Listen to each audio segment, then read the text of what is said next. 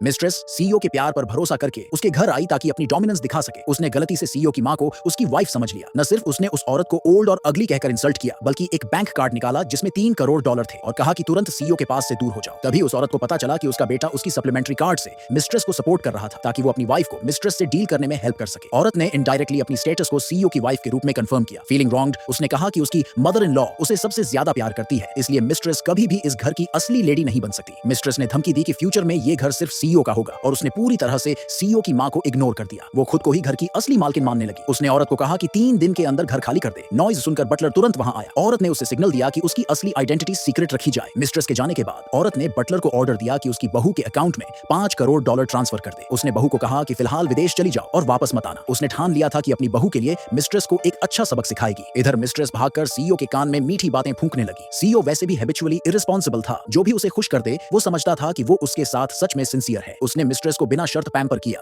और अपनी वाइफ की जान बचाने वाली कुर्बानी और सालों की डिवोशन को पूरी तरह भूल गया। वो अपने दिन वाइफ से डिवोर्स की प्लानिंग में बिताने लगा। मिस्ट्रेस को खुश करने के बाद वो आधी रात को घर लौटा। उसकी मां लिविंग रूम में पूरी रात उसका इंतजार कर रही थी। उसे देखते ही सीईओ तुरंत घुटनों पर बैठ गया। मां ने फैमिली रूल्स पर एक लंबा लेक्चर शुरू कर दिया। उसने साफ कहा कि उनकी फैमिली की असली लेडी सिर्फ उसकी बहू है। अगर वो फिर से मिस्ट्रेस के साथ चक्कर में पड़ा तो मां उसे घर से हमेशा के लिए निकाल देगी। सीईओ ने ऊपर से हामी भर दी, लेकिन पीठ घुमाते ही मां की डांट भूल गया। वो सोचता था कि घर में अकेला मर्द वही है और ये घर आखिर में उसी का होगा। मिस्ट्रेस जानबूझकर घर के मेन गेट पर सीईओ के साथ अपना प्यार दिखाने लगी ताकि जिसे वो असली लेडी समझ रही थी उसे एक वार्निंग दे सके। औरत गुस्से से आग बबूला हो गई। उसने सर्वेंट्स को कहा कि buckets of water locker car धोएं, लेकिन असल में वो मिस्ट्रेस और सीईओ दोनों को सबक सिखाने वाली थी। सीईओ अपनी मां के सामने खुलकर जाने की हिम्मत नहीं करता था। वो फिर से उनके सामने घुटनों पर बैठ गया, लेकिन उसकी बातें अब भी बस फॉर्मेलिटीज जैसी थी। मां ने सख्त वार्निंग दी कि अगर उसने मिस्ट्रेस के साथ चक्कर जारी रखा तो मां बेटे का रिश्ता उसी वक्त खत्म हो जाएगा। कुछ ही समय बाद उस औरत ने मिस्ट्रेस को हुआ ग्रुप से बाहर निकाल दिया। अफवाह फैल गई कि ये सब सीईओ की मां के आदेश पर हुआ था। मिस्ट्रेस ने अपने मन में मान लिया कि सीईओ की वाइफ ने जाकर उसकी शिकायत की है। गुस्से में वो फिर से औरत से उलझने वापस आ गई। सीईओ के लौटने पर उसने जानबूझकर बेचारी बनने का नाटक किया ताकि दिखा सके